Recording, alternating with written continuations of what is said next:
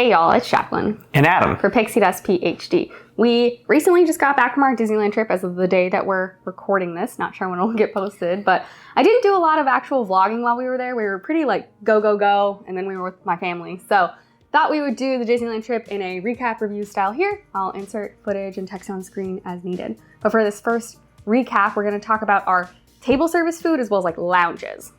Before we really get started, I just wanted to say thanks to everyone for being here. Extra thanks to everyone who's liked the video and subscribed to the channel. You can ring that bell icon to receive notification whenever we upload new videos.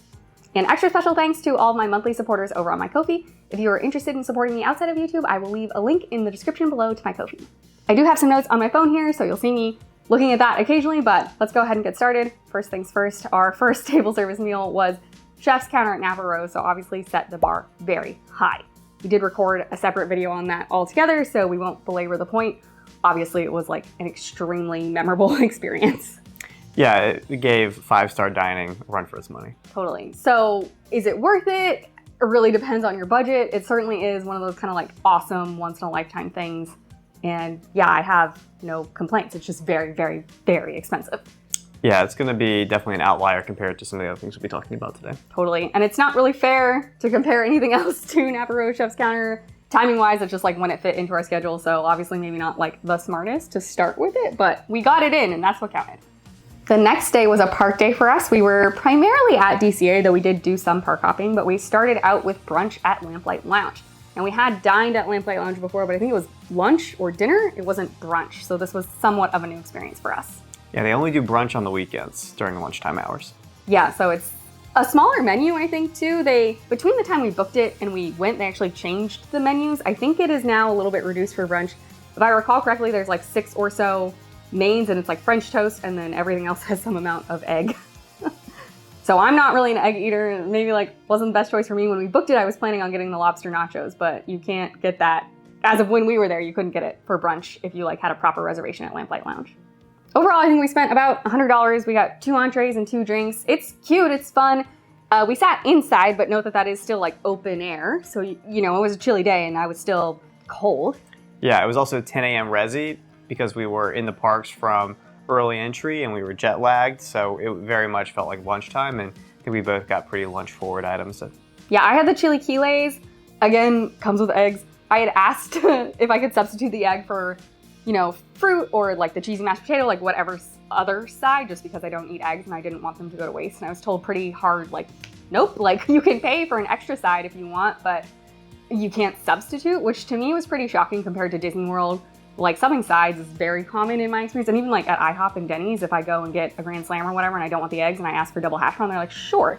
And frankly, in this economy where eggs are so expensive, I thought they would have been fine with it, but that's fine. We just got the eggs on the side and Adam ate an extra one with his brunch burger. Yeah, it had an egg and a hash brown patty inside, and it was just a fun breakfasty burger. Yeah, the hash brown patty alone was like pretty poorly seasoned. Like it needed way more salt if you were just gonna eat it. But I think with the bites, with everything combined, you said it was pretty good, right? Yeah, there were a lot of other really salty things in my burger that kind of brought it all together and was like a good texture thing. It was a good burger. Yeah. Would recommend if you like runny egg on your burger. And the chilaquiles, like aside from the egg part, was really good. The sauce that they used was good. Whatever chips they use, I don't know if they make them in-house or buy them, but they're like a high quality, thicker chip. There was a ton of avocado, plenty of avocado to go around. The crema was really nice.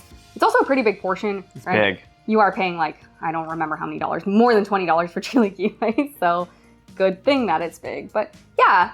And then drinks were good. I had like a Cinnamon Toast Crunch cocktail, which is exactly what it sounds like. It is Cinnamon Toast Crunch liquid form. It was sweet and delicious. You had a Final with a Fix, which is like a tequila raspberry drink. Yeah, it definitely was good with the burger. And yeah, portions were huge. The drinks were boozy. It was a good way to kick off our jet lag day. Yeah, so I'm happy we went back to Lamplight Lounge. I don't think for me, a person that doesn't love eggs and doesn't want to pay 20 plus however many dollars it is for French toast, like brunch is maybe not my meal there. Yeah, I don't know if brunch was the move, but I think it was still like a pretty good theme park meal. Yeah, agreed. Then later that day, we did Carthay Circle al fresco dining. So not actual Carthay Circle, but kind of their lounge. We had done that once before on our last trip when we went in January of 2022, I believe.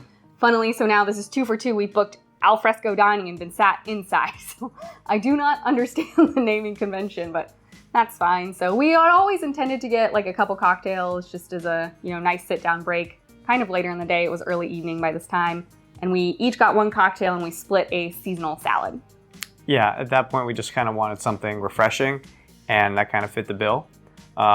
Drinks were fine.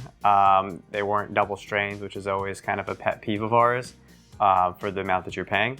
And then, the salad was pretty well put together. Yeah, I thought the salad was actually very fresh and crunchy and well thought out. Like, the flavor components made a lot of sense, so I'm pretty happy about that. As Adam said, like, when you order a $20+ martini style drink, you take your first sip and it's a mouthful of ice chips, like, I'm pretty pissed off right away. So again, we had intended to probably get a couple rounds. We both took our first sips and we're like, so we're not getting another, right? Like, all right, that's that. Yeah, we didn't want to be disappointed with a second round of ice chips. Yeah, so I guess if you're going to Carthay and ordering drinks, I would say just try to order something that's not going to be shaken and served up. If you get something served on ice, it's probably going to be a better experience. Yeah. Having done Carthay once before and then done it now, like, I don't know, it's not bad. I just think that the experience you get, at least for us, and again, we've only ever done like the lounge, not real Carthay, but the experience you get for the price you pay, I'm not a huge fan. Like, I don't know that that is a reservation I'll seek out again. The next day we started out at Disneyland Park instead of DCA, and we had an early lunch at Cafe Orleans. Specifically, we did the Fantasmic dining package. So that's a 3-course meal, and you get the little tickets for the reserved viewing area for Fantasmic. And I think, overall it was like a good dining experience. We'll probably talk a little bit more about each dish, but I think overall it was good service and the food overall was well executed. Yeah, and so normally we would not each get 3 courses. I think we tend to like maybe share an appetizer, get our own entrees, maybe share a dessert, maybe. But, the dining package is what it is. We kind of tried to make the most of it. So to start, I got a Caesar salad. I think you got a cup of gumbo. Yep, that's right. The Caesar salad was good. It's like nothing to write home about, but also nothing to complain about. Yeah, the gumbo was good. We had a fairly early reservation to make sure that we got our our Fantasmic reservation that we wanted. So I got the gumbo, which was really nice for like a cool morning. Yeah, again, it was like a little chilly, and then the inside of the restaurant was also quite chilly. Like, they definitely do the freeze you out method, which I understand, but like, it was cold. And so to expand a little bit on Adam's point, the Fantasmic dining package, at least as of when we were there in March of 2025, there are some locations where you book online, you book the Fantasmic dining package. At Cafe Orleans, you just book Cafe Orleans like any other reservation. And then when you show up, you have the option to upgrade to the Fantasmic dining package. But if you go late, say you want, a 6:30 dinner, it's possible that they've sold out of all of their Fantasmic allotment. So we did like an 11 a.m. lunch to make sure that we could get the Fantasmic dining package. Yeah. And for our next course, I got the Monte Cristo. And I had just like a good chicken. Yeah. As it turns out, I'm not a big fan of the sandwich, so that was kind of a miss for me, but I've never really had one well done before. So I think that was just something where I didn't know what I didn't know, and I wanted to try it, and it just didn't hit the right note for me. I think if I got something else, I probably would have really enjoyed it, but it just wasn't for me. Yeah, so I don't think that's any knocks against the execution of the Monte Cristo. I think it just ends up that, we've never had it before, maybe not up our lane. I mean, I knew I wouldn't like it because I don't really like ham, but I am a little surprised you didn't like it. Yeah. I don't know, it just wasn't for me. Yeah, and the chicken I had was super juicy, moist, good. It came with some potatoes. The green beans, I think, were on the side, were stellar. They were like so seasoned. So I'm happy with my choice, and I did share mine, and I think that helped make Adam a little happier. Yeah. Then for dessert, there were 2 options. We got one of each. One was like a chocolate torte, Fantasmic style, and the other was a creme brulee with some fruit on top, right? That's right. Yeah, both were good. The chocolate one is obviously cute. It's for the Fantasmic dining package. I don't know if you can get it otherwise.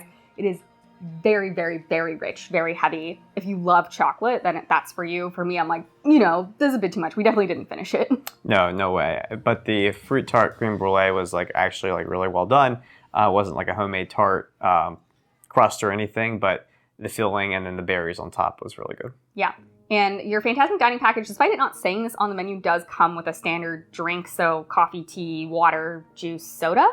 Also including the non-alcoholic mint julep because you're in Disneyland. So we did both get mint juleps. It's something you all have been egging me on to try for a while. And I'm like, why would I get a non-alcoholic mint julep? And I mean, it was included, so I'm happy to get it. But otherwise, I stand by that statement. Yeah, it was a good mint lemonade, which I wasn't mad about. Yeah, it's because it's included, it's nice, but I wouldn't pay the rack rate, whatever, $4 to $7 probably that it costs. Like, just not for me personally. But now we've checked off the list. So that was the Fantasmic dining package. And like Adam said, I think like Cafe Orleans is good. I don't know that I need to return. I think the return on investment for the dining package for us, because we'd never seen Fantasmic out in Disneyland, was high. The following day we did a resort day, so we did not have park tickets to go into either of the theme parks, and so we had 2 sit-down reservations. We started with lunch at Trader Sam's. There we got a big bowl shared cocktail like Sea Monster's Revenge. It was something that neither of us had before, so I don't know if that's like exclusive to Disneyland or they just more recently put it on the menu, but we were like, I don't recognize that, let's try that one. And it was fun and good for sure. Food-wise, we got the Hawaiian platter, and we specifically chose the Kalbi version, not the teriyaki version. And we also shared a poo-poo platter, which is kind of an assortment of the small bites. You get a couple gyozas, a couple shrimp tempuras, a bit of the like deep fried long beans. I think they're green beans now instead of long beans. Yeah, which is a little bit of a loss, but still very tasty. And then also you get 2 chicken wings, I think. Yeah. So for the shared items, there are quite a lot of green beans, but again, I think it's, only 2 of everything else. Exactly. Yeah. So if you have a larger party, you might need to order multiple of those to share. But it was a good amount of food. Everything was, well, almost everything was really tasty. The Kalbi was great. The Kalbi did come with some like steamed baby bok choy, which was pretty good. And then supposedly stir-fried vegetables. I'm pretty sure they were just steamed. And those needed sauce. Like they were so plain and sad. Luckily, we did have the poo-poo platter, which came with like a really good dipping mayo, I think, for the green beans, but we used that across all the vegetables. Yeah, absolutely needed. Yeah. While we were there inside of Trader Sam's, I think we also got one more round after the big shared bowl. And then in general, we were staying at the Disneyland Hotel. So we went by the to-go bar or the outside bar and, sat there or took drinks to go quite a few times. We probably had like 8 Trader Sam's drinks in total is my guess. We were there a couple days, but we definitely did our best to round out the menu. Yeah, and honestly, it's all amazing. And so some of that is the lounge side, some of that is sitting down. Obviously, if you're sitting down, you get the full experience. You're not gonna get that outside out at the bar or if you take it to go, but the drink quality is high no matter how you take it. And one great thing about the Disneyland Trader Sam's is you can make a reservation. So at Walt Disney World, it is first come, first serve. You really kind of have to like rope drop to get your name on a list. And then you'll go in the first group, which I think is at 3 p.m. most of the time. Or if you're not gonna do that, you just have to put your name on a list and like, see how it goes. And sometimes you're waiting for 2 or 2.5 hours. So the Disneyland version, I think, is better in the sense that it's way more convenient. You can make a reservation very easily, no big deal. Well, in my opinion, very easily. If you're planning 60 days out, there was no issues. So that is just like such a nice perk compared to Disney World. On this day, we were moving hotels. So that morning we woke up at the Grand Californian and we were moving to a room at the Disneyland Hotel, but our room wasn't ready yet. So we did our lunch and then we still had some time to kill. So we walked around Disneyland Hotel, we walked around Pixar Place Hotel. Room still wasn't ready. So then we decided to just kill some time and watch some March Madness basketball at the Palm Breeze Bar. So that's like the pool bar outside of the BBC Tower at the Disneyland Hotel. Yep, so we just walked out to the bar and the full bar was brimming full of people. We slid up and grabbed ourselves a round to drink. Yeah, so Adam had a beer, I had a cocktail. Mine was like kind of a riff on a tequila sour. Yeah. Specifically, it was supposed to be made with mezcal, and I asked for tequila, and they did that, which was awesome. And they did the wet shake, they did the dry shake. The head was beautiful. Like that bartender did a great job. No ice chips. We love to hear it. Also, that's just a really cute spot. Again, it was like kind of chilly, so we didn't want to stay for too long. They did have some heaters. Yes, they did. Which is helpful, but I just, heaters only coming from one side of my body, and I just get cold. But it's really cute. And if you're at the Disneyland Hotel, like, yes, there's Trader Sam's, there's that outdoor bar. Like, I think that's hard to beat, but the Palm Breeze Bar is a really nice addition. Yeah, it definitely has more of a wider selection of drinks and drink types. The drink list was much longer than Trader Sam's. Yeah, and you just don't have to stick to like the tiki theme and vibe for your drinks. Correct. That being said, Trader Sam's, especially the outdoor bar, is a full bar. So I'm sure if you walked up and were like, can I have a Jack and Coke? They'll be fine. They do it. They might roll their eyes at you secretly, but they do it. And that evening for dinner with my whole family, so we were a party of 7, we did Goofy's Kitchen for dinner. This is a buffet style meal. When you check in, you get to go ahead and get your pictures taken with Chef Goofy. Those are like included or complimentary. You don't have to buy PhotoPass for those. So definitely take your little card and get those pictures. And then, yeah, it's your standard kind of Chef Mickey style meal. honestly, for me, the food quality was a lot better than I expected. I kind of thought it would be edible, but like trash. And yeah, I don't think I ate anything where I was like, this is bad. There were some things that were totally fine. Like they had turkey at the carving station and it was extremely fine. But like the other carving station option, I think was sirloin. It was actually like really quite good. They had some very tasty like peri-peri style chicken. There were things that were quite flavorful and also executed really well in a way that I just wasn't expecting from a character meal buffet. Yeah, it was basically a better version of like a cruise ship buffet. And I'm delighted to have gotten that during a character meal for sure. Yeah, and so for us, and I think this is pretty standard that Goofy's Kitchen is, you have Chef Goofy at the start. He does not make his way around the tables usually, though you sometimes do see him wandering around. Then there's Chip, Dale, Daisy, and Minnie. So Mickey Mouse is not there, which one of the children in our party was like, what about Mickey? Sorry, kiddo. But they're all really cute and they definitely take their time with the interactions. And then as with most, if not all, character meals at Disney, there's like an interactive portion, right? So once every 45 minutes or something, they have people twirl their napkins and they do a little parade through the restaurant, which like varying degrees of how much people enjoy that part. The kids also were really happy. So yeah, we had a 2-year-old, a 4-year-old, and a 7-year-old in tow. And no problems for them. I will say I took the 7-year-old through the kid portion of the buffet line and she was like, is that it? So I took her through the adult portion and she did get a couple things, but you know, a lot of it is a little too adventurous for kids. But kids portion is, you know, chicken tenders, french fries, mac and cheese, pizza, like pretty standard stuff. And they were plenty happy. There's also good like dessert stations. There's yogurt if you want to be a little healthier than normal dessert. Yeah, and a salad bar too. Oh yeah, really big salad bars. That was good. All the adults were like, let's load up on vegetables while they are available to us. So yeah, overall, like it is very expensive because it's a character meal, obviously. But again, I am surprised at the food quality. So I'm leaving that meal less mad than I thought I would be given the bill. Yeah. The next day we were back to parks, but while the kids went to nap, Adam and I, you know, didn't nap. So for part of that time, we wandered over to the Hearthstone Lounge back in the Grand Californian. Now, while we were there, it was open for lunch every day just because of ongoing construction in Grand California. I think very often it doesn't open till 4 p.m., but timing worked out for us. We each got a drink. I had like a gin drink served up. I think you had a rye cocktail, right? That's right. And then we got a little snack. So we got what they call a Parmesan crusted grilled cheese. It's more of like a proper sandwich because it has, I think, arugula, sun-dried tomatoes, Canadian bacon, comes with some really lovely fig jam for dipping and house-made chips. So that is a proper meal, but we kind of split it as a snack. Yeah, we knew that it was going to be a heavy day with parks and all the quick service. So we thought that getting a drink and splitting a sandwich would be just the right fit. And it was delicious. The sandwich was outrageous, which I debated even ordering it because I really don't prefer ham. I would say it's just like not something that I love. But everything else about it sounded good. The fact that it had like a Parmesan cheese crust really sold me.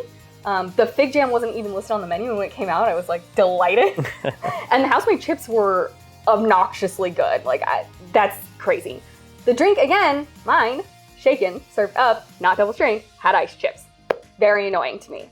My drink was just over ice, so, you know, I managed to luck out. Yeah. Once the ice chips melt and you're not getting like a mouthful of ice chips, it's fine. But then you know you're drinking it like slightly more watered down than it should be. Taste profile was good. I don't understand why they just don't double strain things.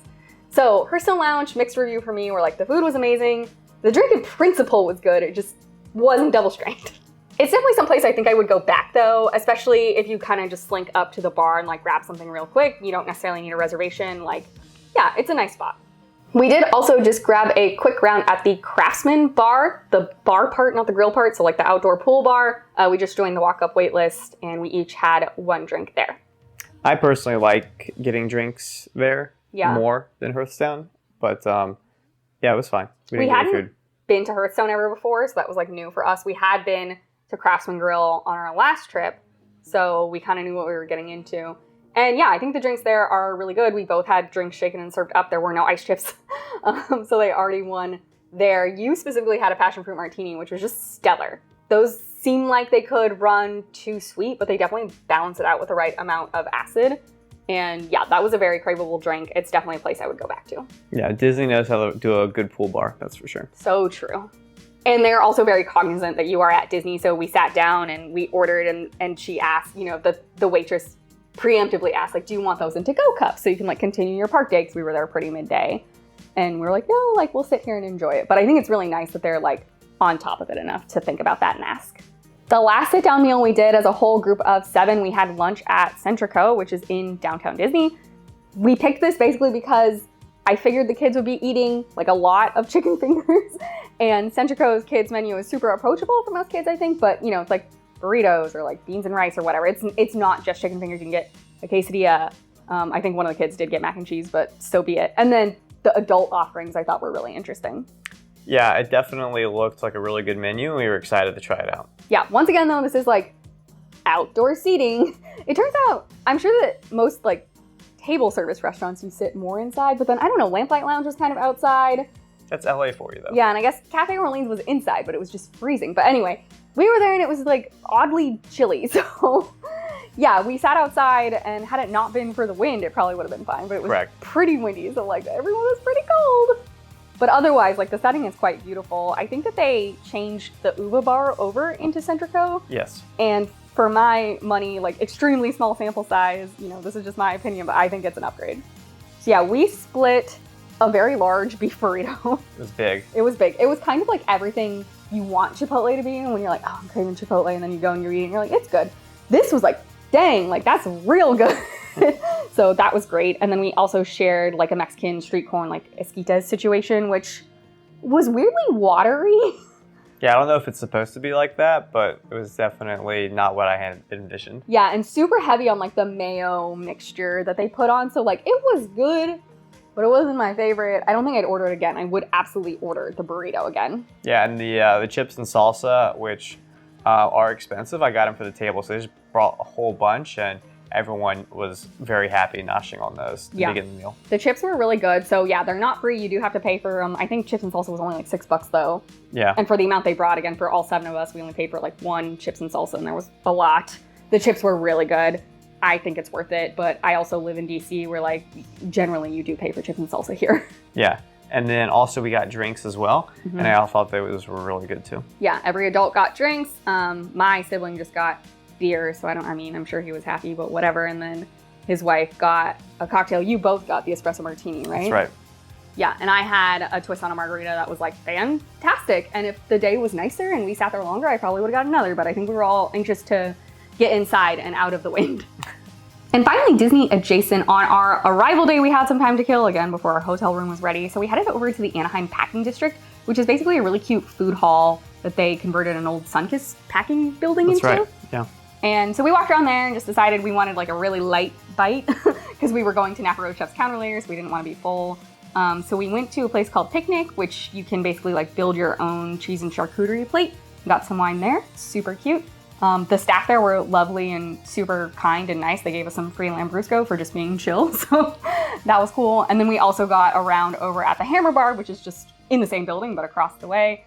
And at least the day we were there, that bartender like knew what he was doing. He was super into it. Very dialed in. Everything was great. Would recommend if you're willing to go off Disney adjacent property to go grab a bite or grab a drink. Would recommend you check this place out. Yeah, I think it's less than 2 miles away, so like a bit of a long walk, but a very fast ride share. And agreed, like if you are willing to kind of leave the Disney bubble, not necessarily hang out in downtown Disney or one of the parks, I really enjoyed our time in the Packing District. So that is a wrap up of our table service and lounge experiences while we were at Disneyland. What was your favorite Don't Say Chef's Counter? I think Centrico is definitely, the food we had was just so good. At least the mains and the drinks. So that definitely, and the chips were, yeah. I'm gushing about it, so that has to be my number 1. Yeah, I think I would agree. Other than Napa Rose Chef's Counter, Centrico was a really big highlight for me. And I will say, of course, it is pricey because everything in Disneyland is pricey, but the portions were big enough where, again, like we shared 1 main and 1 side, and I was plenty full. So if you have someone to share with and everyone's willing to share the same stuff, it can be a lot more economical than like most of the other things we listed off. I hope you found this helpful, informative, and or entertaining. If you did, don't forget to leave a like on the video. We appreciate you all so much. May the rest of your day be magical, and we'll see you real soon at Pixie Dust PhD. Bye.